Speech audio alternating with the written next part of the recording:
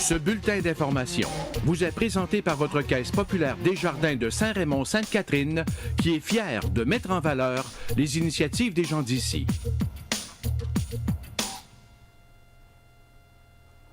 Nous sommes le jeudi 8 février 2018. Ici Michel Beausoleil. Voici votre téléjournal communautaire.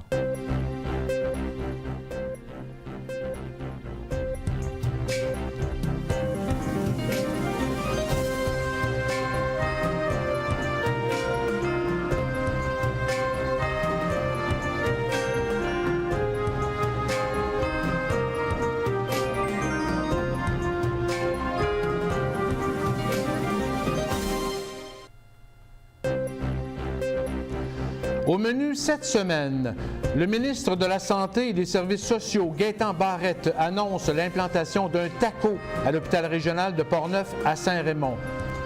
Le club de motoneige de Saint-Raymond tente de ralentir les ardeurs de certains motoneigistes dans le secteur résidentiel du lac de l'Oasis à Saint-Léonard.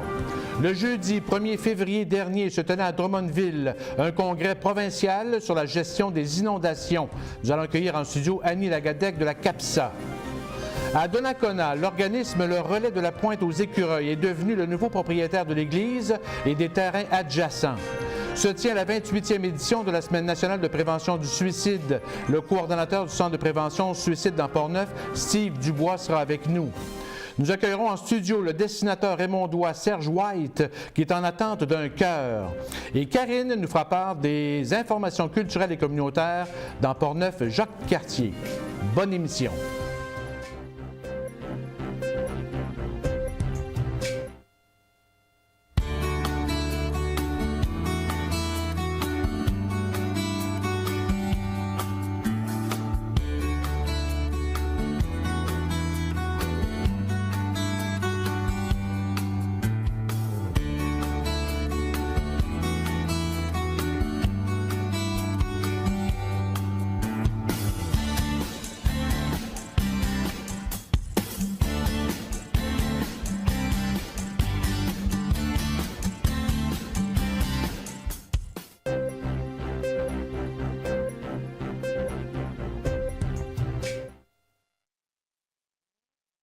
Et des services sociaux, Gaétan Barrette a annoncé ce jeudi après-midi 8 février à l'hôpital régional de Portneuf qu'un appareil d'imagerie médicale, communément appelé un TACO, sera implanté à l'hôpital de Saint-Raymond et opérationnel au début de l'année 2020.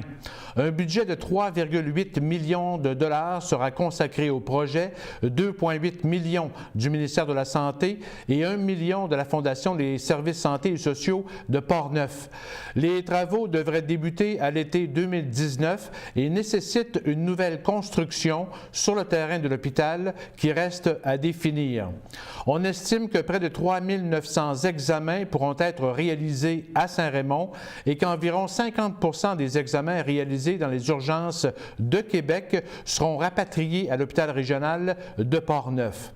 Évidemment, cette nouvelle a réjoui au plus haut point les élus dans Portneuf présents à la conférence de presse, de même que les gens de la Fondation des services santé et sociaux de Portneuf, du Comité pour la sauvegarde des soins de santé dans Portneuf et bien sûr du député de Portneuf, Michel Matte. Nous vous ferons entendre différents commentaires et extraits sonores au cours du prochain bulletin de nouvelles et nous accueillerons en studio le maire de Saint-Raymond et porte-parole du Comité santé, Daniel Dion. Après 3 semaines d'essai, le club de motoneige de Saint-Raymond a décidé ce mardi soir 6 février de refaire la surface d'une portion du sentier numéro 73 dans le secteur du lac de l'Oasis à Saint-Léonard dans le but de faire respecter les bonnes règles de conduite aux motoneigistes récalcitrants. Les dirigeants du club ont dû réagir aux plaintes de résidents permanents qui craignaient de plus en plus pour leur sécurité.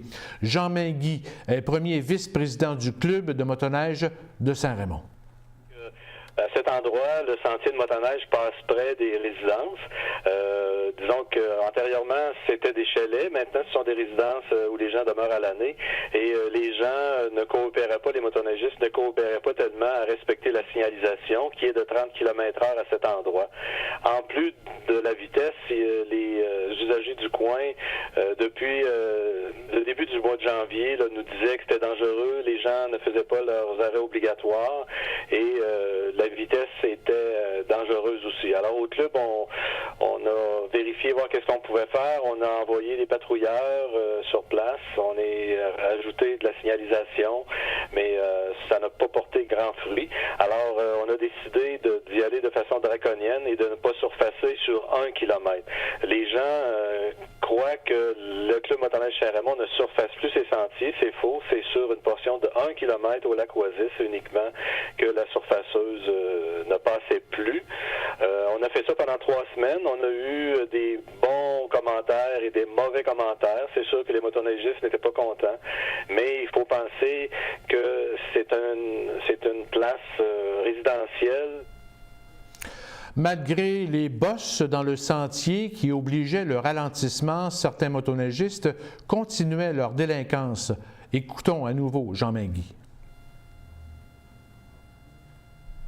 Il y a toujours des intrépides, il y a toujours des gens qui veulent rien savoir des règlements, des règles, et les gens qui ne respectaient pas initialement la signalisation, ne la respectaient pas plus parce qu'ils passaient plus vite sur les bosses. En passant sur les bosses, ils les sentaient un petit peu moins.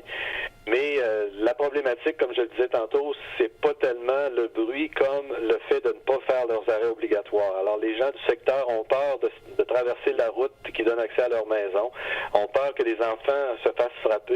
Et des motoneigistes ont passé carrément au nez de citoyens là, qui voulaient traverser la rue à cet endroit-là.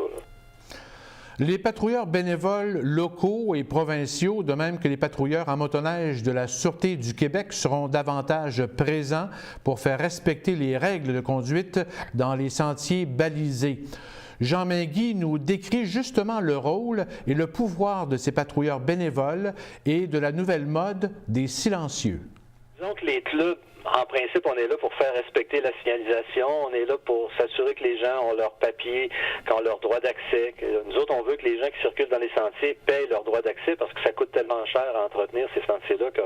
Fait que le rôle des agents locaux, si on peut dire, là, c'est un peu ça. Au club motoneige Saint-Raymond, on a une vingtaine de patrouilleurs. Il y a disons 15 qui sont plus actifs. Là. Fait que ces gens-là, ce sont des bénévoles qui vont sur les sentiers et qui arrêtent les gens, carrément. Et on vérifie les papiers. Puis s'il y a des choses qui sont pas correctes, il y a des 48 heures. Puis on peut, à la rigueur, émettre une contravention qui va être donnée par la Sûreté du Québec. On a assez de pouvoir à ce niveau-là. Concernant les patrouilleurs provinciaux, eux, ce sont des agents qui ont un niveau plus élevé. Eux peuvent donner des contraventions. Et le problème qu'on vit également, ce sont les silencieux modifiés. Là. Il y en a beaucoup de gens qui aiment ça qui ont des silencieux modifiés, qui sont acceptés pour la course, mais qui ne sont pas acceptés dans les sentiers de motoneige. Alors ça, c'est compliqué aussi, puis c'est difficile à retracer, puis c'est difficile à évaluer, puis les agents provinciaux et les gens de la Sûreté du Québec sont aptes à donner des contraventions à ces gens-là aussi. On dénombre au moins 9 décès dans les sentiers au Québec, dont 2 dans Portneuf depuis le début de la saison. D'ailleurs, ce samedi 10 février, la Sûreté du Québec invite les médias à une opération de sensibilisation et de prévention dans le cadre d'une patrouille des policiers motoneigistes de la MRC de Portneuf. Un appel à la prudence et au respect de la réglementation est lancé pour cette journée. Soulignons que le club de motoneige de Saint-Raymond compte 1400 membres et plusieurs seront présents pour donner un coup de main aux organisateurs du festival Neige en fête qui se tient cette fin de semaine à Saint-Raymond. Les autoneiges iront à Rivière-à-Pierre ce samedi 10 février par le sentier du Renversy, le SR3. L'allée est prévue de 9h à midi et le retour de 14h à 17h. Une portion du sentier numéro 73 jusqu'à la piste d'aviation sera également utilisée pour se rendre à Rivière-à-Pierre et comme ce sentier est étroit, les possibilités de dépassement seront limitées. Le jeudi 1er février dernier se tenait à Drummondville un congrès provincial sur la gestion des inondations. Quelques 270 personnes ont pris part à l'événement qui s'adressait principalement aux municipalités et aux acteurs impliqués dans la prévention et la gestion des risques. Pour nous en parler, nous accueillons en studio Annie Lagadec de l'organisme de bassin versant, la CAPSA, et responsable ici du réseau Résilience. Bonsoir Annie. Bonsoir. Annie, ce genre de congrès, c'est utile pour vous autres, justement, qui êtes impliqués dans ce genre de... Oui, en fait, c'est utile pour tous les gens qui sont impliqués de près de loin, autant des chercheurs, les gestionnaires, mais aussi les citoyens qui vivent des inondations. Ça permet, en fait, un échange sur toutes les expertises, les expériences aussi que les gens vivent pour mieux s'améliorer, finalement, mieux améliorer la réponse aussi des gestionnaires dans les problématiques d'inondation comme on vit à Saint-Raymond. Au Québec, on n'est pas ici à Saint-Raymond, on n'est pas les seuls à vivre des inondations. Au Québec, il y a plusieurs municipalités qui... Et de plus en plus ces derniers temps, en 2017, ça a été très difficile pour plusieurs régions. Ah oui, oui. D'où l'importance, en fait, d'avoir des congrès comme ça, justement, qui permet ce partage-là, l'échange, en fait, de l'expérience des gens. Et c'est sûr que l'expérience des gens dépend vraiment de leur... comment ils vivent les inondations, de leurs besoins aussi suite aux inondations, et que toutes les solutions qui sont proposées sont propres à chaque région, mais le partage finalement de toutes ces solutions-là, l'expérience qu'on vit en fait dans ces situations-là est importante en fait, puis ce congrès-là le permet. C'est un peu en fait la mission du réseau Résilience. Oui. En fait, c'est le réseau Résilience, en fait, c'est comme une communauté de partage, fait que ça permet justement le transfert de toutes les connaissances, des avancées aussi, même dans le domaine de la recherche. Il y a vraiment beaucoup de chercheurs, il y a des gestionnaires aussi, des communautés comme Saint-Raymond qui y participent. Puis justement, ça permet de mieux s'ajuster, l'ensemble des communautés, surtout ceux-là qui vivent les mêmes problématiques, de pouvoir bien partager en fait ces informations-là. Oui. Est-ce qu'on a parlé davantage d'inondations par en bac ou en eau libre, où tout était ouvert, en fait? Tout était ouvert. Pour ce congrès-là, en fait, c'est sûr que les inondations par en bac, c'est assez difficile, en fait, à essayer de trouver des solutions, puisque c'est moins prévisible que les inondations en eau libre. Ouais. Mais il y a beaucoup de facteurs, en fait. Là, exactement, des conditions particulières qui les rendent plus difficiles, finalement, à prévoir. Mais c'est sûr qu'il faut qu'ils soient intégrés, parce qu'au Québec, c'est une des problématiques. L'hiver est là. Oui, l'hiver est là. La glace est sur les rivières débâcent à un moment donné, donc il peut y avoir des problématiques. Puis Saint-Raymond, il n'y échappe pas, mais c'est vraiment pas la seule communauté. Donc on cherche vraiment, il y a beaucoup de chercheurs qui se penchent sur la problématique et oui, il faut échanger pour être capable de bien répondre à ce problème-là. Oui. Vous étiez accompagné par le directeur général de Saint-Raymond? Oui, François Dumont, lors de ce congrès. Oui, exactement. Comment est-ce que ça s'est passé? En fait, vous avez présenté... le directeur général de Saint-Raymond a présenté finalement toutes les solutions qui ont été mises sur la table un peu depuis 2014, puisqu'il y a vraiment un partenariat qui s'est fait avec le ministère de la Sécurité publique, l'Université Laval et en soutien aussi la CAPSA. Donc, il y a vraiment plusieurs solutions qui ont été proposées qui sont encore en étude. Oui. Mais c'est ça, oui, ça permettait justement de pouvoir échanger avec les autres municipalités, pouvoir justement montrer les bons coups qu'on a à Saint-Raymond. Parlons-en un peu des bons coups, parce que en fait, un comité rivière, c'était quand même une originalité, une particularité ici, qu'un groupe de citoyens s'implique. Même certains disent vraiment que c'est comme une innovation sociale un peu. La participation citoyenne, ça existe depuis quand même plusieurs années. Là. On l'a vu à Saint-Raymond aussi. Il y a eu des comités, comme des comités rivières qui s'étaient formés dans le passé.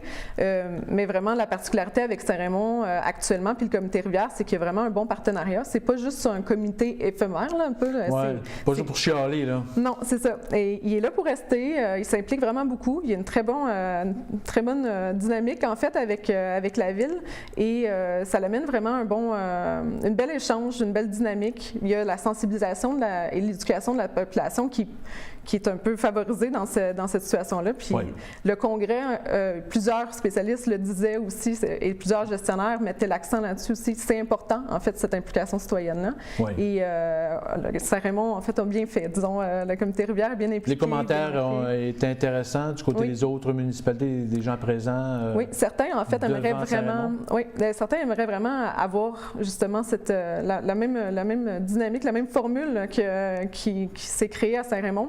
Il y en a certains qui aimeraient le reproduire chez eux. Donc, il y a eu cet échange-là aussi dans le congrès. Est-ce que des éléments qui sont ressortis ailleurs, qu'on pourrait, nous autres, justement, utiliser du côté de Saint-Raymond? Il y a des professionnels qui étaient là aussi dans le domaine de la gestion des risques. Et il y en a un en particulier qui est assez intéressant, c'est l'implication bénévole, autant en soutien d'urgence, mais autant aussi dans le rétablissement. Donc, il y en a un que je peux citer, en fait, la CIUC, qui est plus dans le domaine, c'est plus à Drummondville, dans ce secteur-là, mais c'est vraiment un groupe bénévole qui s'est créé. Donc, il y a des interventions qui se font très bien ailleurs, qui pourraient se reproduire ici, mais en même temps, il faut se l'adapter. Si on a le besoin... La région n'est pas pareille, nécessairement. Non, c'est ça. Puis on n'a pas les mêmes besoins non plus. Il y a des idées qui peuvent se reproduire un peu partout, c'est super intéressant, mais ces échanges-là, ils sont intéressants justement pour voir comment nous, on pourrait appliquer ça. Mais c'est ça. Ces congrès-là le permettent vraiment bien, puis oui, il y a des choses qui se font bien ailleurs. Comme par exemple, ici, on parle d'une estacade flottante avec des sapins qui traversent la rivière pour essayer d'empêcher le frasile. C'est quand même original comme technologie, là. Totalement. Mais ça, en fait, c'est vraiment une solution appliquée à Saint-Raymond. Saint-Raymond avait un gros problème de frasile. L'Université Laval a travaillé fort justement pour régler, pour améliorer finalement la situation. Fait que l'estacade flottante, ça vient bloquer le frasile, fait que ça empêche le frasile de venir s'accumuler au centre-ville et créer des inondations. Puis c'est vraiment une belle solution pour Saint-Raymond qui pourrait se reproduire ailleurs parce que c'est pas la seule rivière qui a des problèmes de frasile. Tout à fait. Donc oui, c'est vraiment... Faire chauffer l'eau aussi? Oui, ça aussi, c'est... techniquement, je pense qu'il y en avait plusieurs chercheurs qui avaient déjà pensé à l'idée, mais pour que ça se réalise vraiment. Finalement, Saint-Raymond, je pense, c'est la première ville qui l'applique vraiment pour de vrai régulièrement pour améliorer la situation dans la ville. Oui. C'est une belle solution. Du côté de la CAPSA, chez vous, quel est votre rôle à travers ça? Oui, c'est vraiment un rôle de soutien, en fait, qu'on peut offrir. Mais c'est aussi, on a une belle expertise dans le domaine de la gestion par bassin versant, fait que la gestion de l'eau, finalement. Oui. Donc, oui, on amène cette expertise-là, un soutien aussi dans tout ce qui est concertation. Donc, justement, en soutien avec le comité Rivière et la ville de Saint-Raymond pour justement que tout... Que tout soit harmonisé, les décisions soient harmonisées et par rapport à justement la gestion de l'eau, les inondations et tout ça, on a une belle expertise. Est-ce qu'un autre congrès s'en vient? Est-ce qu'on souhaiterait organiser un congrès par année ou deux? Quel était ça serait intéressant. Là, pour l'instant, en fait, il y a le projet Résilience qui permet cet échange-là à l'intérieur de plusieurs organismes de bassin versant, puisque c'est le regroupement des organismes de bassin versant là, qui coordonne un peu tout ça. Okay. Et donc, il va y avoir cet échange-là qui va être actif, tout au courant de l'année, finalement. Donc, les congrès, ça serait vraiment intéressant. Je pense que c'est une grosse organisation en soi. Je ne sais pas si chaque année, ça pourrait avoir lieu, mais oui, ça serait intéressant. Mais il va y avoir quand même le partage qui va être continuel, en continu. Exactement. Et peut-être en terminant, parlons de mardi prochain, ici à Saint-Raymond, au Centre multifonctionnel. C'est une réunion publique, là. Décrivez-nous un peu comment ça va se passer. Oui, en fait, l'objectif, c'est vraiment d'informer la population. Donc, on fait un peu l'état de la rivière, de tout ce qui s'est passé aussi depuis 2014, toutes les solutions qui ont été proposées. L'Université Laval va proposer justement des nouvelles solutions. Donc, c'est vraiment le moment pour s'informer de toutes les avancées qui se sont faites depuis 2014. Oui. Et aussi, c'est en préparation aussi avec la crue annuellement, on a une crue sur la rivière Saint-Anne. Au mois de février. Là. Non, c'est ça. C'est aussi en préparation de ça. Donc, tout l'état de la rivière actuelle, comment on entrevoit un peu les prochaines semaines. Le printemps. Donc, on va discuter de tout ça. Et oui, je lance vraiment l'invitation à toute la population. Ça s'y intéresse ça au touche toute la comité communauté. Rivière, parce que dans le fond, il y a un panel de la ville, comité Rivière, Oui, CAPSA. oui, c'est ça. En fait, c'est l'Université Laval qui s'implique dans la recherche. La ville, le comité Rivière, il ne faut pas l'oublier, ils sont bien impliqués, ils vont participer à la réunion. Oui. Et la CAPSA aussi va participer. En fait, même formule que l'an dernier. Ça fait 2 ans déjà. 2 ans déjà? Oui, ça fait 2 ans. Ça commence à... C'est à 19h. À 19h. Oui, peut-être, ou 19h. OK. En tout cas, on pourrait y revenir là-dessus. Alors, Annie Lagadec, merci beaucoup. Merci beaucoup. De cet entretien. À Donnacona, l'organisme Le Relais de la Pointe aux Écureuils, qui a vu le jour suite à la fermeture de l'église Saint-Jean-Baptiste en 2014, est devenu le nouveau propriétaire du bâtiment et des terrains adjacents. Le transfert de propriété a été signé entre l'ex-fabrique Notre-Dame de Donnacona et l'organisme sans but lucratif pour un montant symbolique de 1 $ le 21 décembre dernier. Le Relais de la Pointe aux Écureuils a été créé il y a près de 4 ans dans le but de sauvegarder l'Église et de poursuivre sa mission de rassembler, comme nous le dit l'ex-président de la paroisse, Roger Bertrand. Juste prendre la peine, encore une fois, de remercier tous ceux et toutes celles qui ont été partis à ce succès et qui font en sorte qu'aujourd'hui, on peut continuer à compter sur cette infrastructure que les générations qui nous ont précédés nous ont léguée, nous ont confiée. Et c'est notre devoir, je pense, de s'assurer que ça puisse continuer à servir pour le bien de la communauté. Je vous remercie. Pour sa part, le président du conseil d'administration du Relais de la Pointe aux Écureuils, Reynald Lavoie, a souligné le succès des fêtes du 275e de la paroisse de Les Écureuils en 2017 comme un gage de son avenir.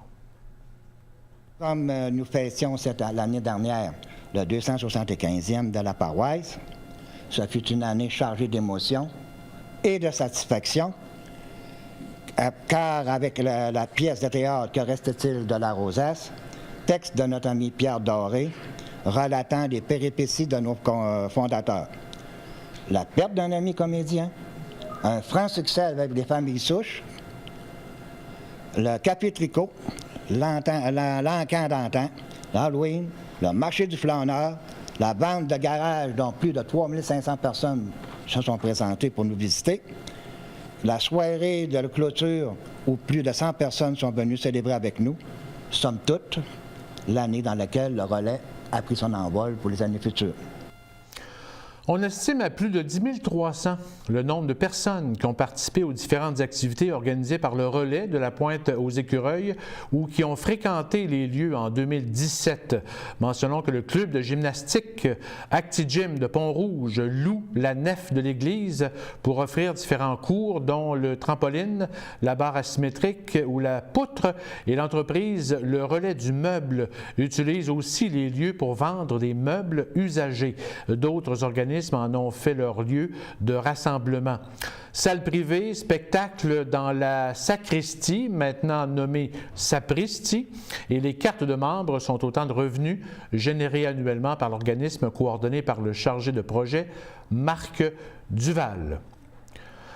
La Régie régionale de gestion des matières résiduelles de Portneuf tient à rassurer la population que la crise mondiale du recyclage qui fait la manchette depuis quelques semaines n'affecte pas la région de Portneuf. L'industrie mondiale du recyclage est ébranlée par la fermeture de la Chine à l'importation des fibres, c'est-à-dire du papier et du carton, et des plastiques recyclés. La Régie rappelle que toutes les matières recyclables qui sont collectées à domicile sont acheminées et traitées au centre de tri de Gaudreau Environnement à Victoriaville et que ces matières sont dirigées chez des acheteurs locaux qui fabriquent de nouveaux produits. Les dirigeants de Gaudreau Environnement affirment que 90% des matières récupérées et traitées sont vendues sur le marché local. 90% du papier et du carton sont vendus à Cascade et à Papier Kings Fall au Québec. On estime que seulement 10% des matières sont exportées à l'international vers la Malaisie, le Mexique, l'Espagne, la Turquie ou la Chine et que cette crise du recyclage affecte uniquement les centres de tri prix moins performants et où les matières triées sont de moindre qualité. On estime aussi que la fermeture du marché chinois créera une saine pression sur la créativité en forçant la recherche de solutions pour accentuer la transformation des matières. D'ailleurs, Gaudreau Environnement a déjà commencé à transformer certaines matières comme le verre et les sacs de plastique pour en faire des dalles écologiques et d'autres produits. La Corporation du bassin de la Jacques-Cartier, la CBJC, dresse un bilan positif de la saison de montaison 2017 du saumon atlantique avec la réouverture de la passe migratoire de Cap-Santé qui était inutilisable depuis la rupture du barrage de Donnacona en mai 2014. La passe migratoire et ses installations permettent de capturer les saumons de manière sécuritaire et avec un minimum de manipulation et de les transporter par camion vers les meilleurs sites de reproduction situés entre Shannon et le Parc national de la Jacques-Cartier. La CBJC dénombre un total de 392 saumons qui ont été capturés et transportés. De ce nombre, on compte 250 saumons rédibères marins, c'est-à-dire qui ont passé plus d'un hiver en mer, et 142 saumons madeleineaux qui reviennent frayer en rivière pour la première fois après avoir passé un seul hiver en mer. On dénombrait plus de 609 saumons capturés et transportés en 2016. Soulignons que la passe migratoire a été fermée au public durant la saison 2017, mais la CBJC espère l'ouvrir à nouveau en 2018 en collaboration avec la ville de Cap-Santé et la compagnie Algonquin Power. La Corporation du bassin de la Jacques-Cartier effectue le transport par camion des saumons atlantiques capturés à la passe migratoire de Cap-Santé depuis 1987 dans le but de réintroduire le saumon atlantique dans la rivière. Cette semaine, du 4 au 10 février, se tient la 28e édition de la Semaine nationale de prévention du suicide, sous le thème « Parler du suicide sauve des vies ». L'Association québécoise de prévention du suicide souhaite sensibiliser la population à la nécessité d'ouvrir le dialogue sur le sujet, autant sur le plan individuel que collectif. Dans Portneuf, l'organisme communautaire en santé mentale, l'Arc-en-Ciel, offre différents services, dont le Centre de prévention suicide.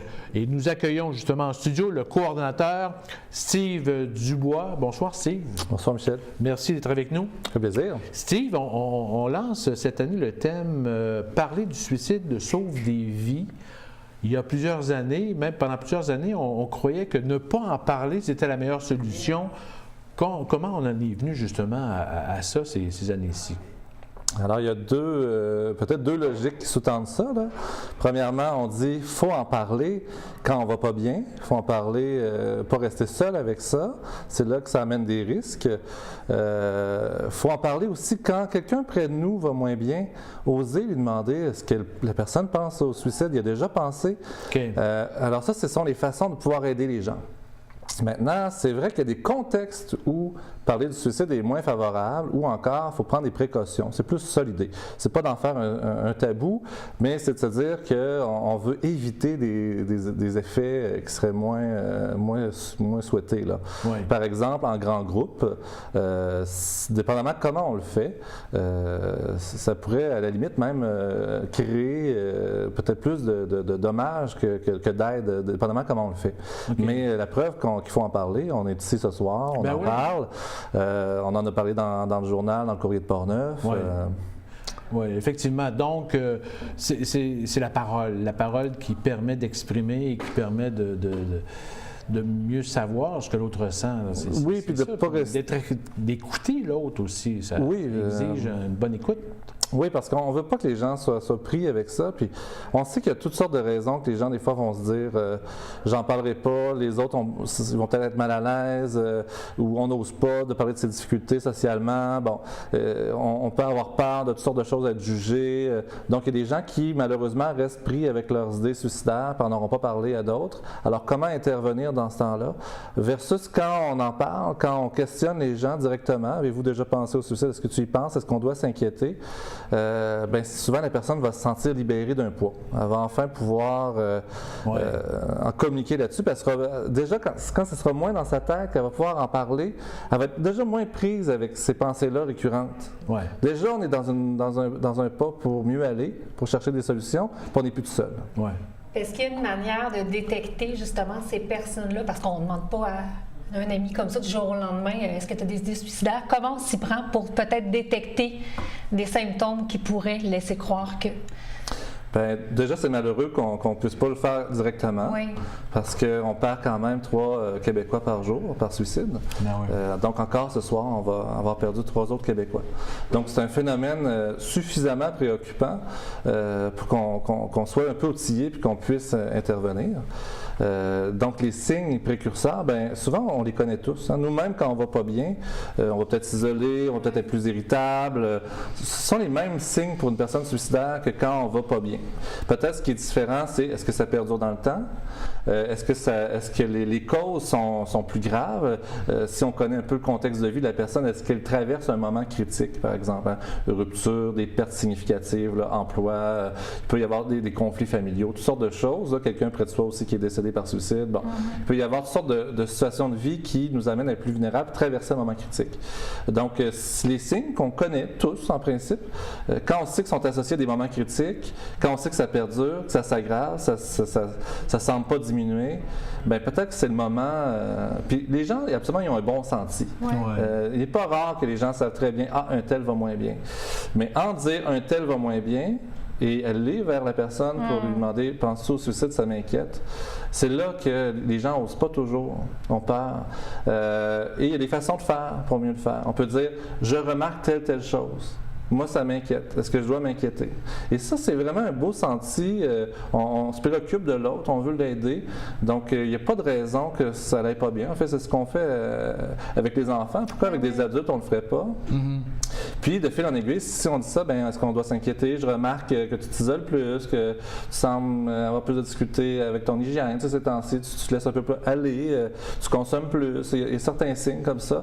La personne peut dire, ouais, c'est vrai, peut-être. Ouais, bien, est-ce que je devrais m'inquiéter? Puis quand je dis m'inquiéter, par exemple, est-ce que tu penses au suicide? Alors, on peut y aller graduellement aussi. C'est pas une phrase comme ça qu'on garoche, on peut y aller graduellement. Ouais. Le Centre de prévention du suicide, en fait, il y a trois points de service. En fait, l'Arc-en-Ciel a 3 points de service. Et le centre à Donnacona. Oui, le centre d'appel, les téléphones sont situés à Donnacona, ce qui ne nous empêche pas là, de rencontrer des gens dans d'autres points de service, ou même à domicile, ou dans un CLSC, dans une école. On se déplace aussi dans la communauté. Justement, parlez-nous des services là, que vous offrez. Bien, les services d'un centre de prévention du suicide, c'est d'abord un service au téléphone. Okay. C'est souvent la porte d'entrée.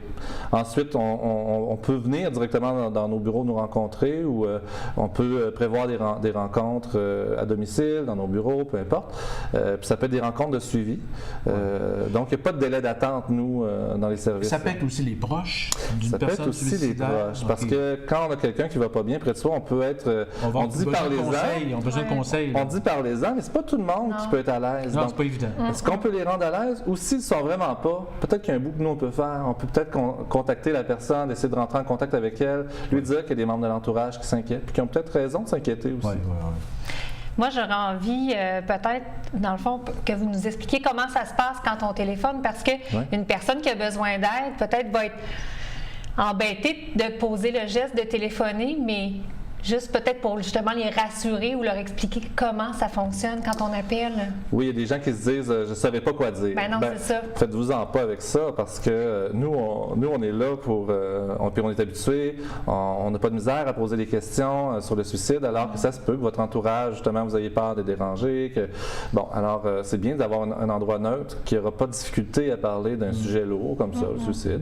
Puis nous, on a des outils. Hein? Donc, on va sûrement questionner quelques éléments éléments? Vous y pensez à quelle fréquence? Est-ce que c'est toute la journée? Est-ce que ça vient dans quelle situation précisément? Qu'est-ce que vous avez vécu qui amène tout ça? Voulez-vous qu'on prenne rendez-vous? Donc, rapidement, on prend rendez-vous avec la personne. C'est pas des entretiens au téléphonique très longtemps. On essaie surtout de voir la personne, puis y offrir le bon service avec elle. Puis on la suit dans là où elle est, puis là où on pense pouvoir aller. Puis on a toutes sortes d'outils maintenant, très, très sophistiqués au Québec. Là. On est une nation qui avons développé le plus d'outils pour intervenir. Alors il y a eu une première mondiale, là, il y a eu de la récension, il y a eu toutes sortes d'outils. On est très, très outillés pour faire bouger les choses. Et ça marche. On est même surpris nous-mêmes à quel point maintenant nos outils sont performants pour bouger les situations. Alors, c'est pas vrai qu'un suicide, ça se prévient pas. Quand on en parle, il arrive des situations où des fois, dès le lendemain, la personne est mieux. Peut-être rapidement, Sentinelle, ça existe encore la formation? Formation Sentinelle. En entreprise, dans la communauté. On a aussi une formule maintenant agricole.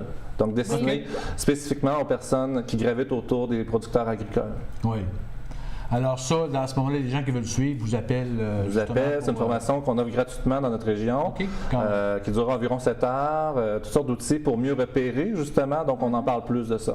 Mieux repérer, un peu pratiquer à se poser des questions, savoir comment référer, c'est toutes sortes de connaissances là, très intéressantes, une formation intéressante. Dans le cadre de la semaine, vous avez apporté des sous-verts. En fait, c'est quoi exactement? Quel est le concept? Alors, on s'est amusé pour la semaine.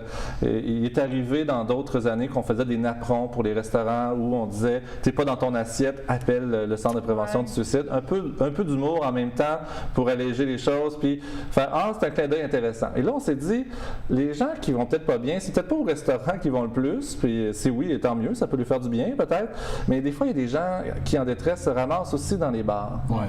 Et c'est arrivé maintes fois que des serveuses nous ont dit « Si vous saviez le nombre d'interventions qu'on doit faire, bien au-delà de servir une bière à quelqu'un. Un barman, c'est un bon psychologue. C'est un bon psychologue. Puis, voyant ça, on s'est dit, on préfère des sous-verts, parce qu'aujourd'hui, c'était la mode. Dans Port-Neuf, on a de plus en plus de microbrasseries. Les gens collectionnent des fois les sous-verts. Alors, vous allez donner ça dans les différents... On en donne dans les différents bars. On en distribue cette semaine là, dans une vingtaine de bars de la région. Il y a 2 modèles. Un qui dit « La Scale appelle », l'autre qui dit « La coupe est pleine appelle ». Et les gens les aiment beaucoup. Alors, ça sera distribué donc cette semaine. Et d'ailleurs, il y a un spectacle dans un bar à Saint-Casimir.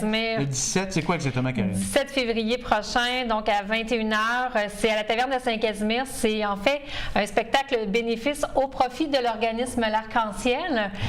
Et c'est en fait un projet qui initie de Chantal Thiboutot, qui est une chanteuse qui a décidé qui a rassemblé en fait différents musiciens, différents chanteurs et qu'elle allait célébrer la vie lors de cette soirée-là. Donc, on promet vraiment une soirée très, très drôle. Chansons grivoises, chansons d'amour pour la Saint-Valentin. Donc, ceux qui cherchent quoi faire, c'est un rendez-vous à la taverne. Les billets qui sont en vente au coût de 10 $ à la porte le soir même. Rapidement, les noms, il y a Christina Bosvic, Nathalie Doré, Yvon Papillon, Chantal Thiboutot. Moi-même, je serai de la partie. Nous serons accompagnés pour l'occasion des musiciens Sébastien Bellé, Nicolas Métivier, Kevin Montembeault, Frédéric Paquin. Donc, vraiment un show à ne pas manquer le 17 février à 21h, 10 $ pour l'entrée, puis les bénéfices vont à l'Arc-en-Ciel. Steve Dubois, merci beaucoup de cette introduction. Merci. Alors, après la pause, d'autres informations culturelles et communautaires avec Karine.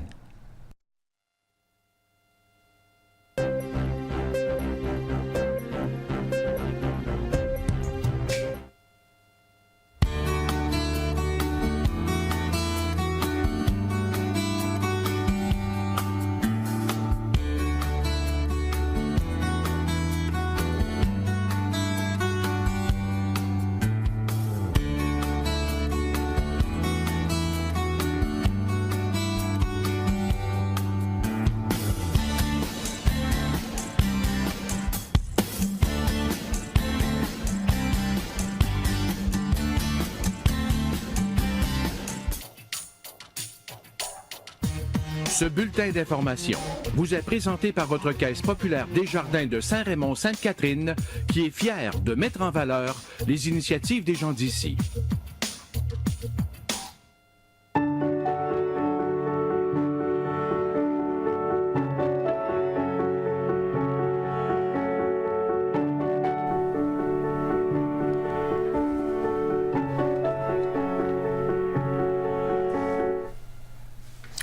Rebonsoir, Karine. Rebonsoir, Michel. Tout d'abord, on commence avec tes idées de sortie. Les idées de sortie, donc du côté justement de la Sapristi du relais de la Pointe aux Écureuils, se tiendra le fameux jam traditionnel qui sont de retour pour cette année. Donc dès 20h, c'est ouvert à tous, l'entrée est gratuite. Rappelons que l'activité est organisée par la Société des arts traditionnels de Portneuf et qu'elle se déroule tous les deuxièmes vendredis du mois maintenant. Il s'agit de la première soirée de 2018. Le groupe bien connu qui connaît en fait un très grand succès en ce moment, les deux frères qui seront de passage justement à la taverne de Saint-Casimir ce samedi 10 février à 21h. Rappelons que le groupe est composé de Éric et Sonny Cahouette, deux frères originaires de Chapette, donc dans le nord du Québec. Ils sont sous l'œil bienveillant de Mario Pelchat qui a propulsé leur carrière. On souligne que le spectacle affiche déjà complet, mais peut-être pour ceux qui seraient dernière minute, qui seraient intéressés, faire un petit appel à la taverne. Des fois qu'il y aurait quelques billets qui se seraient tout simplement libérés. Exactement. Donc, un rappel aussi concernant le spectacle Bénéfice pour Édouard, donc avec le groupe Papillon et Laurie Châteauvac, qui se déroule ce samedi 10 février. Petit changement, les billets qui seront disponibles en pré-vente et à la porte aussi au même coût. Donc, on maintient le 10 $ pour assister au spectacle. Ça se déroule du côté de la salle Ernest J. Papillon de Saint-Basile à 19h30. Du côté de Pont-Rouge, musique et romance, un concert intime qui sera présenté pour la Saint-Valentin. La fête des amoureux, ça se déroule au centre communautaire de Pont-Rouge ce samedi 10 février à 19h30. L'événement est organisé par l'École des chanteurs. On souligne que l'activité convient aussi aux enfants. Les billets qui sont en vente au coût de 10 $ directement auprès des élèves ou de Mme Baudry ou encore à la porte. Sinon, vous pouvez composer le 581-888-70-94. Les plaisirs d'hiver, ça se poursuit dans Pont-Neuf. Oui, donc comme on le mentionnait la semaine dernière, Plaisirs d'hiver qui est un prétexte pour profiter de la saison de la neige tout en s'amusant. Pour ce faire, de nombreuses activités sont organisées jusqu'à la fin février sur le territoire de la MRC de Portneuf. En fin de semaine, ça se déroule du côté de Deschambault-Grondines, donc 10 février de 10h à 16h du côté du centre J.A. Côté. Ce sera une journée pour la famille, jeux gonflables, tournoi de hockey-bottine, donc vraiment restaurant sur place aussi, plein d'activités pour profiter de l'extérieur. Du côté de Donnacona, les activités qui se dérouleront de 9h à 18h, ça se déroule au parc Donnacona, donc encore une fois ce samedi 10 février. Hockey-bottine, patinage libre, sculpture sur neige, tour de calèche, jeux gonflables, zumba, contes et légendes aussi avec le père Alvas, de tout pour tous les goûts. Sinon, du côté de Rivière-à-Pierre, en fait, le plaisir d'hiver qui s'inscrit dans le cadre du 58e carnaval de Rivière-à-Pierre qui débutera ce week-end et qui se poursuivra quand même jusqu'au 24 mars prochain. Les festivités qui s'amorceront donc ce samedi de 13h à 16h30 sur les terrains de l'OTJ. Encore une fois, jeux gonflables, patinage, glissade, souper hot dog en fin de journée, match de hockey aussi entre une équipe de Notre-Dame de Montauban et un club de Rivière-à-Pierre qui aura lieu la semaine prochaine, donc le 17 février à 15h sur la patinoire sous le Préau. Bingo du carnaval aussi qui est au programme 24 février à 19h et j'en passe, on aura l'occasion de vous mentionner les autres festivités à venir. Hommage à Jacques Languirand. Oui, donc le décès de M. Languirand qui est survenu le 26 janvier dernier, évidemment, a ébranlé l'équipe du FFPE de Saint-Casimir. M. Languirand qui avait pris part à la mise en place originale du festival. Donc, suite à une rencontre qu'il avait eue avec Léo-Denis Carpentier en 2002, une rencontre qui, évidemment, va changer le cours de l'histoire. Mentionnons que c'est à ce moment que M. Languirand, qui est alors porte-parole du Jour de la Terre, discutera du projet avec M. Carpentier et il est question alors de mettre vraiment en place le premier festival de films dans le village natal de M. Carpentier, soit Saint-Casimir de Portneuf. Donc, c'est ainsi que va naître, en fait, le premier festival. Donc, un rendez-vous déjà est prévu avec la programmation de l'ONF et le festival va naître en avril 2004 dans l'auberge du Vieux-Couvent, justement, de Saint-Casimir. Et on mentionne que la 15e édition se déroulera en avril prochain. L'équipe du FFPE souhaite évidemment rendre hommage à Jacques Languirand, donc cofondateur de ce festival. Bien sûr. Évidemment. Le grand défi Pierre Lavoie, c'est à Rivière-à-Pierre, mais aussi à Saint-Léonard que les retombées vont se faire. C'est super intéressant ça, de voir vraiment que c'est le nord de Portneuf qui est rejoint cette année par le grand défi Pierre Lavoie. En fait, le grand défi Pierre Lavoie qui se tiendra les 14, 15, 16 et 17 juin prochains.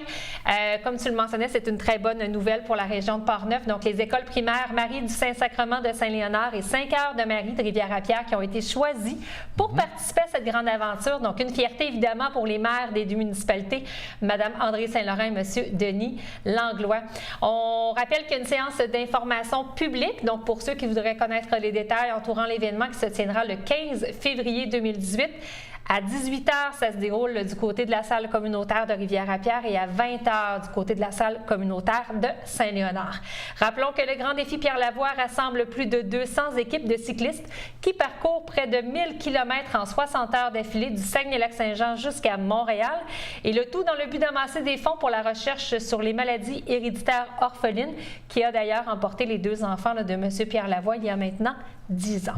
Chaque équipe inscrite doit s'associer à au moins une école primaire, donc c'est la raison pour laquelle il y a 2 écoles qui ont été choisies, donc on a 2 équipes dans Portneuf, et les sous ramassés donc serviront évidemment à la pratique des saines habitudes de vie. Alors voilà. On connaît maintenant les jeunes artistes qui vont représenter l'école secondaire Louis Jobin de Saint-Raymond à secondaire en spectacle sur la scène régionale. Oui, donc la chanteuse Amélie Dumont et le duo Maïla Morin et Jeanne-Héloïse Moisan avec son kata musical Yosekan qui ont obtenu la faveur du jury à la finale locale du programme secondaire en spectacle qui avait lieu vendredi soir dernier du côté de Saint-Raymond.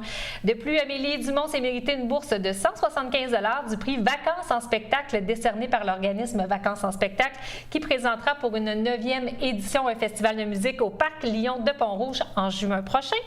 Amélie offrira donc pour l'occasion de prestations sur scène. Le prix coup de cœur du public a été décerné au groupe de musique Fat Cat composé de Marc-André Quentin, Félix Gagné, Gabriel Gagnon, Maxime Moisan et Nathan Paquette. Et la chanteuse Amélie Dubois ainsi que le duo Maïla Morin. Amélie Dumont, excuse-moi. Et Maïla Morin et Jeanne-Héloïse Moisan qui représenteront l'école secondaire de Saint-Raymond à la finale régionale qui aura lieu le jeudi 12 avril prochain à la salle Sylvain Lelièvre du Cégep de Limoilou. Question de vous montrer un peu leur performance. Je vous invite à écouter cet extrait. Fini l'hypocrisie, moi, je me casse de là, j'en ai marre des langues de bois. Regardez-moi, de toute manière, je vous en veux pas, et je suis comme ça.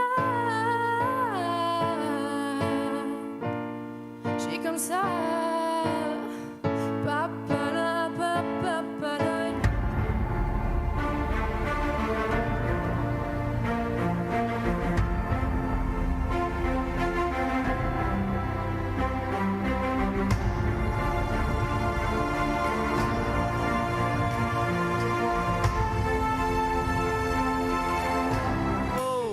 Messieurs, car ont été au fil Vio, resteront toujours mes 2 plus grands héros.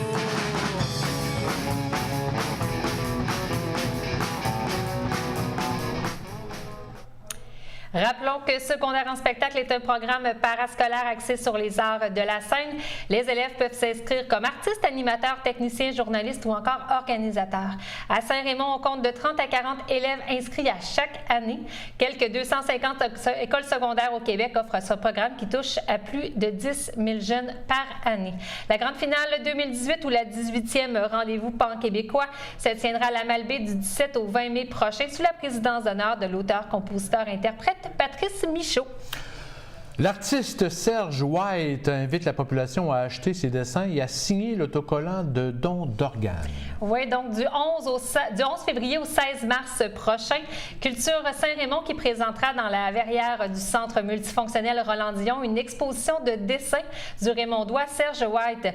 Le vernissage aura lieu le dimanche 11 février à partir de 14h, donc ce dimanche, en présence de l'artiste, la vente des dessins qui aidera directement M. White dans sa quête pour recevoir un nouveau cœur. Pour nous en parler plus en détail, M. White est avec nous en studio. Bonsoir. Bonsoir. Et merci d'être là. Merci beaucoup. Donc, tout d'abord, le dessin, c'est récent dans votre vie, là? Bien, c'est récent dans ma vie parce qu'au moment où j'ai fait un problème d'insuffisance cardiaque le 21 avril 2016, j'ai découvert que je pouvais dessiner un petit peu plus que je le faisais à l'époque. Et puis, je me suis mis à dessiner pour combler des vides que j'avais dans le jour et que j'avais le soir parce que on ne peut plus travailler, on est à la semi-retraite finalement, obligé. Et puis j'ai décidé de me mettre à ça tranquillement. Et puis en même temps, ça m'a donné la chance de pouvoir m'extérioriser, pouvoir un petit peu plus...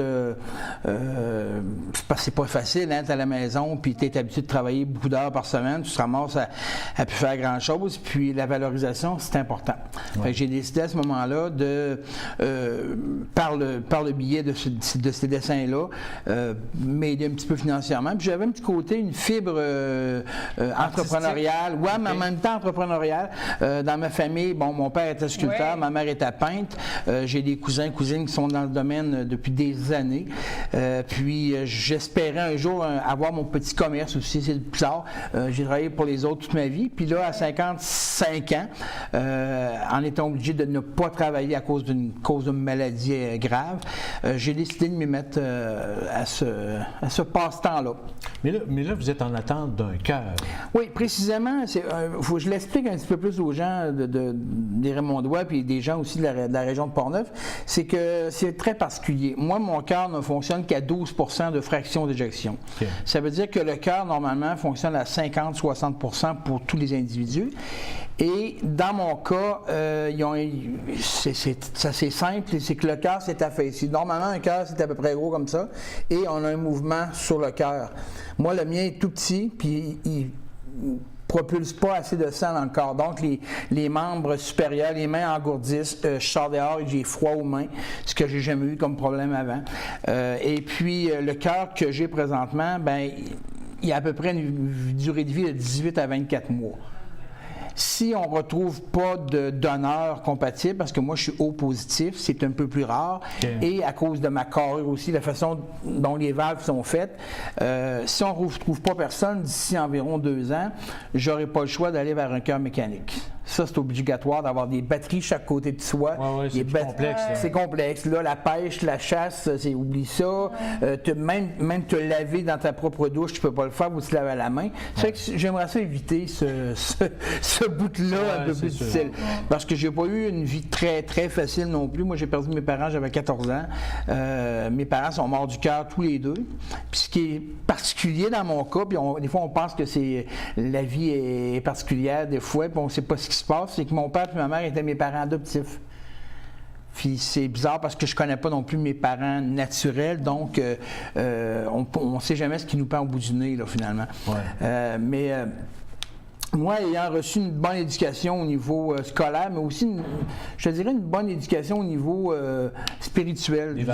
Les valeurs spirituelles, c'est ce qui fait qu'aujourd'hui, je garde le cap. Je reste de bonne humeur. Les gens, des fois, me disent « Voyons, t'as l'air donc bien heureux. » Ouais, mais ça donnerait quoi d'avoir l'air malheureux? Premièrement, j'ai un fils, Marc-Antoine, qui a 23 ans aujourd'hui, demeure à Ottawa, il s'informe de moi tous les jours, on a une belle relation. J'ai une copine de vie maintenant avec elle, je vis à Saint-Raymond depuis 5 ans. Honnêtement, j'ai jamais été aussi heureux. Okay. C'est fou à dire, parce que je prends le temps de vivre. C'est ça qui fait qu'aujourd'hui, avec le recul, avec tout ce que je vis présentement, je suis capable d'être heureux puis de voir que le bonheur existe. Mais aussi, j'avais écrit un genre de petit poème, puis ça disait que j'étais chanceux d'avoir une deuxième vie. Puis je remerciais, moi en fait, je le dis, je ne me cache pas, je suis catholique pratiquant, mais aussi j'ai beaucoup la foi. Et c'est ce que j'ai donné le plus d'importance, c'est le don que j'ai donné le plus à mon fils, la foi. Et j'ai moi-même cette foi-là qui fait en sorte que il y a beaucoup de jours que j'ai pas le goût, mais je me lève et je me dis, bon, go, vas-y. J'ai eu des petites entrevues avec le Martinet, j'en ai avec vous, j'en ai eu avec le Courrier de Portneuf, mais j'attends pas qu'on... C'est pas facile. Aujourd'hui, avec ce que je reçois comme montant, j'ai seulement un montant d'aide de la Régie des rentes du Québec qui est très minime. Fait que c'est pas facile d'arriver avec ça. Donc, l'exposition qui débute en fait en fin de semaine. En fin de semaine. Moi, je vais être là de 14h à 16h dimanche. Au centre multifonctionnel. Au centre multifonctionnel Roland-Dion. Et là, vous peut-être montrer à la caméra, justement. Oui, bien, ce que je fais un petit peu, j'ai fait des cartes, des cartes d'anniversaire de ce type-là, soit plus pour enfants, plus pour adultes. Moi, ce que je fais, il y avait ça de l'art naïf. C'est vraiment, on se laisse aller, puis on découvre des nouvelles choses. C'est des choses qui peuvent, c'est anodin pour certains, les gens qui ont un petit peu côté artistique, fantastique, vont dire, mon Dieu, c'est merveilleux.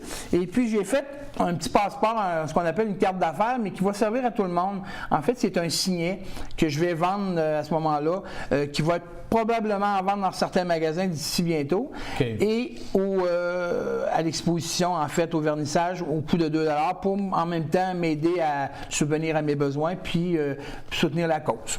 Oui. Et si on revient au cœur, comment ça fonctionne, justement? Ça prend absolument un donneur qui a écrit, en fait? En fait, si vous saviez, puis vous savez sûrement que la majorité des gens ne signent pas leur don d'organes. On devrait, aller, comme toute bonne personne, signer son don d'organes et puis dire aux gens qu'on aime, bien regarde, si je meurs, j'aimerais que tu respectes mes volontés. Parce que souvent, les gens qui vont rester ne respecteront pas nécessairement la volonté de la personne. Enfin, on dit aux gens, signez-le, puis même incluez-le dans votre testament.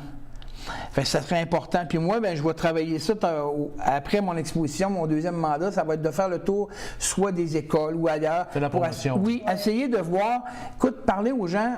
La journée, ça va arriver, là, que je vais avoir besoin d'un cœur, c'est que quelqu'un va mourir. C'est plate à dire. J'attends après quelqu'un.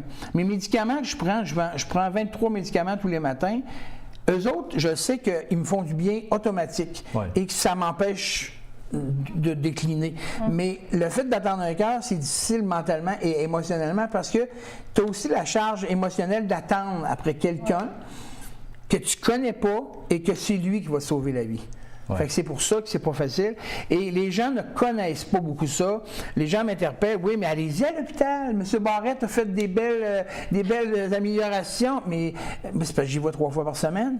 Oui, mais qui vous la change, votre valve aortique, votre valve mitrale. Mais c'est pas ça. C'est mon cœur qui est affaissé. C'est probablement dû à un voyage que j'avais fait dans le passé. En Tunisie? À ce moment-là, oui, j'avais eu la chance. Anciennement, j'avais eu la chance de faire des bons salaires et avoir des belles occasions de voyager. Et puis peut-être ce serait ça, mais encore là, ça peut être juste ce qu'ils appelle une bactérie qui se serait logée dans mon cœur. Mais on va faire confiance en la Providence, puis on va faire en sorte, moi je pousse les choses. Hein. On crée notre propre bonheur. Mais je l'ai dit en début de l'entrevue, je n'ai jamais été aussi heureux que maintenant. Alors, on invite les gens, donc, à votre exposition à partir de ce dimanche. Ça, c'est jusqu'à quand? En fait, ça dure 5 semaines. Les dates exactes, je ne les ai pas. Jusqu'au 4 mars, merci beaucoup. Et puis, j'aimerais ça que les gens signent pour signer leur don. C'est bien important. Oui, c'est une chose, l'exposition. Ça serait le fun que les gens viennent m'encourager parce que je suis capable de faire des choses quand même un petit peu sur demande en même temps. Puis, ça m'encouragerait beaucoup. Puis, moi, par la suite, je m'engage à ce qu'on fasse... qu'on s'occupe de ça. Moi, en passant, j'ai une fondation qui s'appelle la Fondation de Cœur en Cœur, qui a été promulguée ou qui a été partie par une fille qui a été greffée du cœur il y a une dizaine d'années, Marika Bourgault.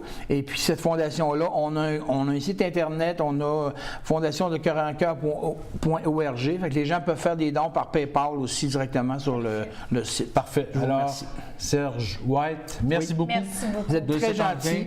Bonne chance. Merci beaucoup. Puis à la prochaine. Merci. D'autres nouvelles après la pause.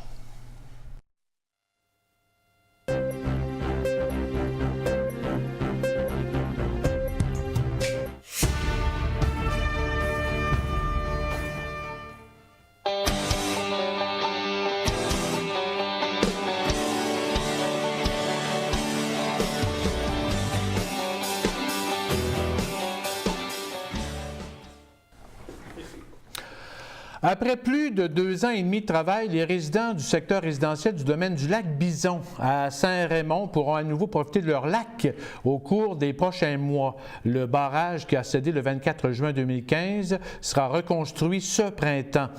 C'est ce qu'a confirmé le président du conseil d'administration de l'Association du domaine du lac Bison, Sylvain Potier, par voie de communiqué.